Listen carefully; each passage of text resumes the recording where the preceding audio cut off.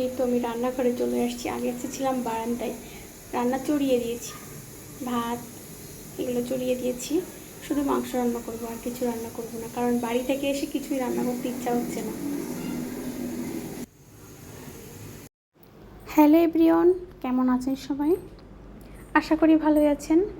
এখানে আমি খাসির মাংস নিয়েছি, আর মাংস রান্না করতে যা যা লাগবে, আর এক্সট্রা করে আমি একটু চুই নিয়েছি। আজকে চুই ঝাল খাসির মাংস রান্না হবে। হ্যাঁ, তো পেঁয়াজ, এই যে গরম মশলা সবই নিয়ে নিয়েছি, আর মশলাটা আমি শিলপাটায় বেটে নিয়েছি।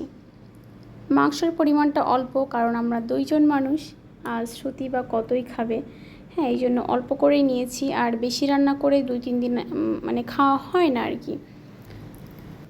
তো এই যে তেল গরম হয়ে গেলে পেঁয়াজ, তারপর দারচিনি, এলাচ দিয়ে দিয়েছি, আর তেজপাতা দিয়ে দিয়েছি।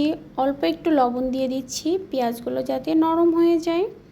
তো সুন্দর করে ভেজে নেওয়ার পর আমি মশলা দিয়ে দিলাম, তারপর হালকা একটু জল দিয়ে দিলাম, আর তেলটা একটু কম দিয়েছি কারণ খাসির মাংসের তেল গলবে এই জন্য। আর মরিচটা একটু পরে দিলাম, তারপর আরেকটু জল দিয়ে দিলাম, তারপরে যে মাংসটা দিয়ে দিলাম, সুন্দর করে কষিয়ে নিব। তো আমি সুন্দর করে মিক্স করে নিচ্ছি। মিক্স করা হয়ে গেলে একটু জল দিয়ে দিয়েছি, আর এটা ঢেকে ঢেকে কষিয়ে নিব। ঢেকে দিয়েছিলাম, ঢাকনাটা উঠিয়ে নিয়েছি। এখন আমি আলু, তারপর চুই আর রসুন যেগুলো কেটে রেখেছিলাম ওইগুলা দিয়ে দিব,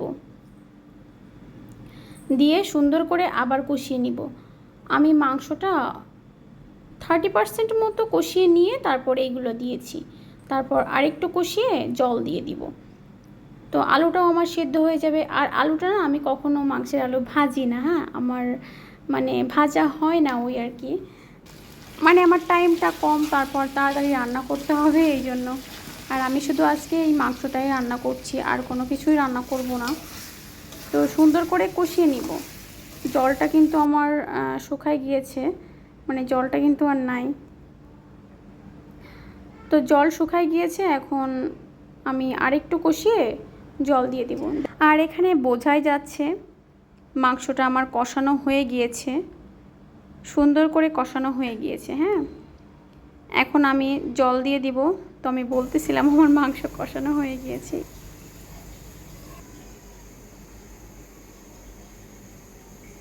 খেয়ে নিয়েছি।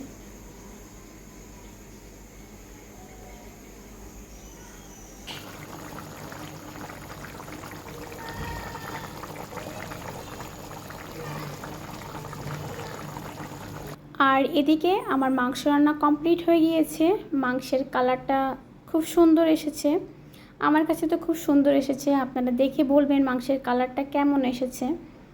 ভাত রেডি করে নিয়েছি, আর মাংসটা উপরে দিয়ে দিয়েছি, কারণ আর তো কিছু রান্না করা হয় না, এই জন্য মাংসটা দিয়ে নিয়েছি। তো আমার ভিডিও এই পর্যন্তই।